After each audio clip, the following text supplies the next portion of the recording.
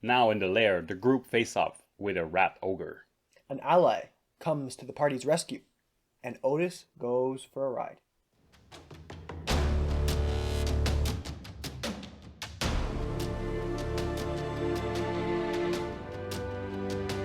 I am Chris. And I'm Matt. Welcome to Roleplay Chat. We're two game masters who just can't stop talking about role-playing games. Today, we continue where we left off. Umgrim and the group was in the sewers and they just found the lair of the Skavens. Umgrim was charging in to kill some of the first guards. As he charges in, hacks and slashes his way through a few people, we find ourselves in a larger chamber within these sewers. You know, there's this almost like a river of sewage flowing through under sewage tubes and back out. The floors seem to be almost clean, not clean, but well used from constant coming and going. There's strange vents with smells and fumes really filling the space, adding more stench and disgust to the environment that our heroes find themselves in.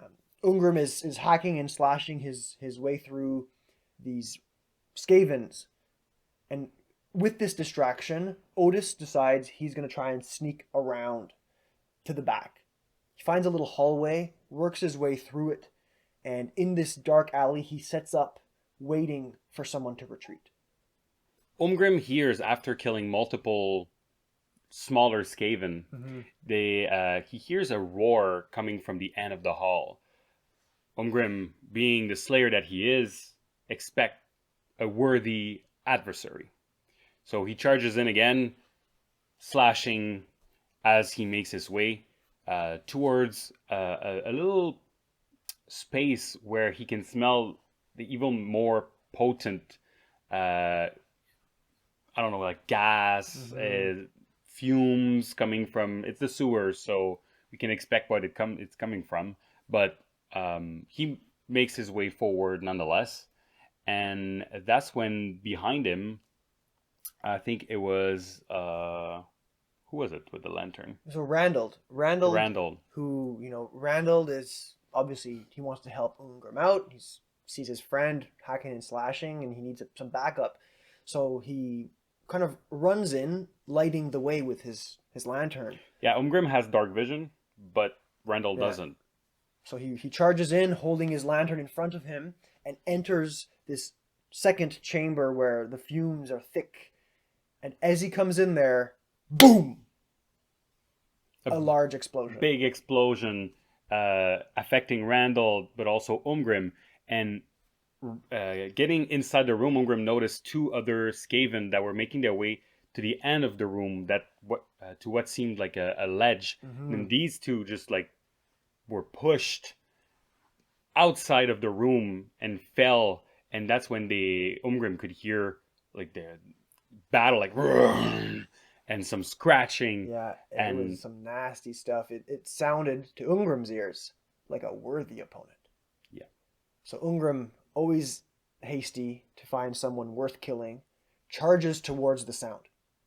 Here he's standing by the ledge, and in front of him, below him, some 15, 20 feet below him, is a large rat, deformed rat, standing something like, 15 feet tall? Large, bulging muscles, almost borderline mutations on this creature, big scars. Think like Frankenstein of rats, but bulging muscular deformations on it. One hand is missing, and there's a big like metal claw appendage put in place of the arm. And Umgrim loves it. Oh yeah. Starts taking his throwing axe and just throwing axes at the beast. But that was after the explosion, so he like stood up, went to the ledge, and did this. Randall was also very shocked and saw a couple of Skaven that heard the wreckage, the big explosion, the sound, and started shooting with the arrows. But while the Ratmen were making their way towards this room, Otis was very well placed to see them coming and took his daggers, throwing daggers, and ambush the Ratmen before they could make it to Randall. In doing so, Otis also found himself in a place with strange bales of hay. He assumed maybe sleeping quarters for the Skaven or a hiding place for something. So he kind of let his greed get the better of him here, and he started digging through these not barrels, but these piles of hay and strange cloths. It was pretty disgusting, and he works his way in and finds himself a little treasure. He finds himself a lockpick. But as he's inspecting it, he sees and feels a prick in his arm. He looks down just in time to see a strange beetle crawling into his skin and up his arm. Yeah, at this point, the players are having a really intense reaction to this, as is Otis. Let's return to Ungrim. Yeah. Ungrim now, on his ledge, throwing axes down at this rat ogre, notices that he isn't doing enough. He needs to get down there himself. Yeah, so he takes his trusty he has two different swords. He jumps on top of the beast, turns around and scratches both of his axes down the back. Mm-hmm. The beast roars and angrily turns around, trying to slash Umgrim. Umgrim blocks it with his two axes, and now he's in a bad position. Mm-hmm. The ogre scratch him again, manages to take some skin off, and that's when Randall reinforced Umgrim, took an arrow, shoot it at the back of the ogre. The ogre again, the rat ogre, is being assaulted on both sides, turns around, and that's when Umgrim gets an opening. Oh yeah, he takes his trusty two-handed battle axe and just cleaves clean through, and somehow manages to fell this gigantic beast.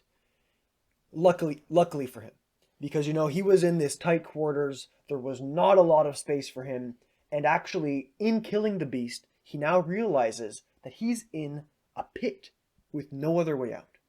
There's a large grate blocking the way. He's got this gigantic wall that he just leaped down. How is he going to get out of here? Yeah, he notices that this was a cage for this beast, mm-hmm. and he's standing on bones and leftovers from previous meals. And once he cleaved the rat ogre was still clawing at him, trying to attack him, even though he didn't have legs anymore. So Umgrim finished him and noticed that there was some equipment also laying around. Mm-hmm. Shields, swords, just equipment from the many feasts the beast had. On the other side of our adventure, as Ungrim is fighting and Randall is fighting, Otis continues to inspect and investigate the cave that he's in the sewage. So he works his way down the hall in a separate room and finds a larger chamber, even larger than the one before, with stairs working their way down towards what appears to be an altar. On either sides of the altar, you've got sewage dribbling down, connecting into the river that we noticed on our way in. Yeah, and he arrives in this room and tries to sneak in, but notices that the Skavens are now waiting for him. Because of probably the explosion, the Skaven retreated to that room, mm-hmm. trying to secure the position of their leader. So that's when Otis sees multiple minions and the leader with what seemed to be a book in his hand. And the leader says, "You knock that book, you'll die," and throws the book inside this river of sewage and just bolts the other way. So the book now in the sewage is quickly drifting away. The heroes realize, if we want to stop this from disappearing forever, we need to do something. Otis takes it upon himself to turn and work his way towards the water, or if you want to call it water. Yeah. But there's a lot of Ratmen in the way. Yeah, there's just Ratmen after Ratmen, Skavens everywhere swarming him. So this is where Ludolf comes in. Calls upon Sigmar to cause fear in the Skaven and distracts them from Otis, putting himself in danger. Yeah, and he makes it in time to cover Otis and start not hacking, I guess, like Bashing them bashing. with Thank his you. hammer, just Bashing the Ratmen, and mostly being a shield for Otis, who sneaks back past him, sees the book, and even though the heroes are not there to get the book because they don't know what the book is, but it apparently is important because the Skaven assumed they were there for the book, takes a big breath in and jumps into the sewer, the sewage water. And then he tries to reach for the book, cannot. He's not able to do it. But there's a lot of current, so him and the book are carried away from the battle where Ludolf is holding off the many Skavens. At this point, Randall decides to join Ludolf. He kind of asks, or doesn't really ask, he kind of tells Ungrim, "You're on your own, get out of here. I have to go help Ludolf and Otis." He turns around and joins Ludolf, shooting arrows, kind of holding the line to allow Otis the best odds he could possibly have to try and get the book out of this disgusting murky water. And the line is being held rather well. Ludolf and Randall are managing to keep the enemies at bay for now. Yes. But that's when they hear a noise coming from the ceiling.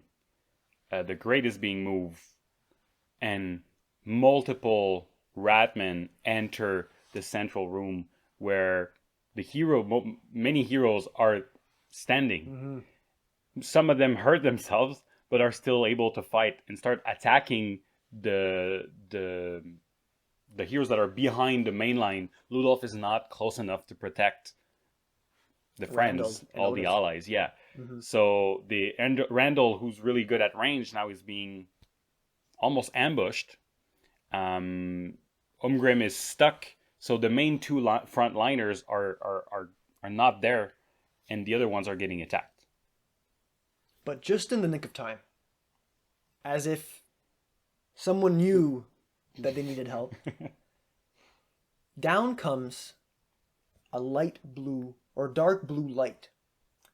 It's like a bubble of crackling energy down from the hole on the heels of the Ratmen that just appeared.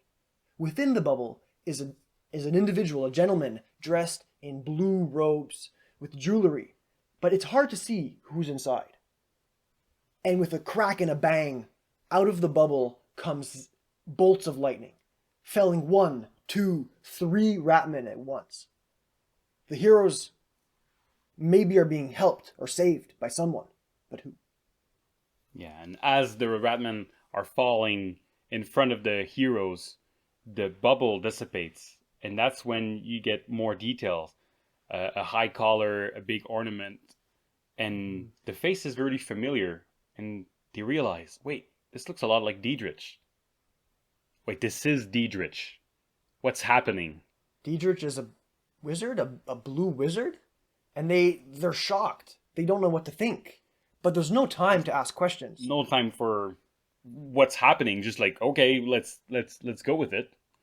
So, the Ratmen are continuously swarming. People are being attacked left and right. But the heroes are doing a pretty good job at defending themselves. But now the spotlight turns to Otis. He's being dragged along this sludgy stream of sewage, trying to grab the book, but he can't see. There's mud in his eyes. There's murk in his face. And he's approaching like a sewage tube, kind of like a tunnel where who knows where it's going to take you. Yeah, Randall sees all of that, and he knows what part of the tube he saw previously, and knows that after that, they don't know where it goes. Takes an arrow, ties a rope to it, and manages to do a great shot between 2 bricks on the way where Otis is going. And that's how Otis, at the last attempt, stretches out and grabs the book with one hand and the arrow with another, just managing to stop him from following their current out of the sight of all the other heroes. And with Randall and Otis working together, he's able to grab on the ledge and come back to the land. Yeah, he basically is saved by this smart thinking on Randall's part. At this point, the book is in their hands. Most of the rats are dispatched or are killed, and the leader seems to realize the situation he finds himself in. So he turns his heels and starts to run away. But he takes to the right of the altar, which is somewhere the heroes have not been yet. Mm-hmm. But with quick thinking, they assume, well, this might lead to the other entrance we haven't gone through. So they just started running back to the entrance, trying to get there before the leader can. Mm-hmm. And Diedrich is yelling at them, we have to stop this guy. It's very important we stop this individual. The heroes, having read the letter he sent them, and now seeing him as a blue wizard, a wizard who can kind of foresee the future, right? This is the power of blue magic, to get premonitions and whatnot. They realize, okay, this person's probably pretty important. Otis and Randall work together to develop a makeshift, not a noose, but a bola, kind of like those three or four heavy weights with ropes in between, and they whip it towards the entrance. And just as this rat leader, turns the corner of the entrance, they ensnare his feet and he falls to the ground. So the rest of the Ratmen are finished off pretty easily, or they escape. And the heroes take a few seconds to, take a breath, although a breath full of sewage air. Yeah. But at least, they've made it and they're all alive.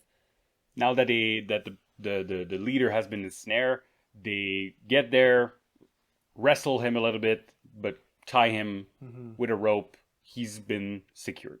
They have a little bit of time to investigate the room. Umgrim takes this big bulking muscle and opens up the grate from the interior. Mm-hmm. And he'd been hacking and slashing at that thing this whole time. Oh, yeah. He's been trying to get out, but he just manages to do it once everything has finally happened. And that's when Ludolf comes inside the room, sees a shield he likes, grabs it. Otis grabs the blade of the Skaven leader, which is a weird big blade made of black material. Mm-hmm. Really crudely made, but because it's black, it's still sharp. It's really good to sneak. So Otis is happy that it won't shine to reveal his position. Mm-hmm. So he takes this. And in this, moment of repose, if you can call it that, Ludolf turns to Umgrim and kind of tells him, hey, that wasn't really great. That wasn't really cool that you just charged in without saying anything, without consulting anyone. And Ludolf at this point was rather frustrated. Umgrim charging in put himself in danger, but also put the rest of the party in danger. So there was a little bit of tension there between these two heroes. And Ludolf has a lot of writing on this mission. Mm-hmm. He has his whole priesthood, the respect of his peers. So having this loose cannon messing up his plans, I'm sure he would have liked to have some recon or everything. So they were all reactive instead of proactive because of that. So that was interesting to see the back and forth between the person that wants to be the leader and the other one who really takes charge of what's happening. And then before they can continue that conversation, the heroes hear more scratching, more footsteps, more rat noises coming from all around. They cannot really pinpoint the direction. It's surrounding them. In fear that something is going to come after them again, the heroes book it for the exit. And this is where we're going to stop our story for today. If you're interested, we have another video coming up next Thursday. I'll put it up here. Yeah, which is behind the GM screen, talking about this episode of Blood and Betrayal, what we liked, what we didn't like, maybe, what the structure. And we also had the discussion last week on Roleplay Chat about how to build a cool encounter. Mm-hmm. And it'll be up here too. Yeah. So we're going to go through the motion of using the different steps we build to show you how it was used to come up with this encounter. And this is actually a new format for us. Usually the Behind the Game Master screen episode, or content really, is attached to the campaign diary. But we figured let's test it out. Let's split them up into 2 episodes, one for each. And let us know if you like that. We encourage you to reach out to us. You can talk to us on Twitter. Our Twitter handle is at roll_play_chat. We're almost at 100 followers. If you're not following us already, go on there right now and follow us. Give us a like and all that stuff. We'd really appreciate it. And let us know, do you like this new format of splitting it up? Yeah, and if you're not a fan of Twitter, you can also write to us by email at contactroleplaychat.com. No, sorry, at gmail.com. Contact roleplaychat, all one word. You can always write us a comment down below, that you love the new division or that you're not too much of a fan, and tell us why. We'd love to hear it. So comment, like, and subscribe, all that beautiful things. And I think that covers everything we wanted to talk about today, Chris. That's all, Matt. Let's call it a chat.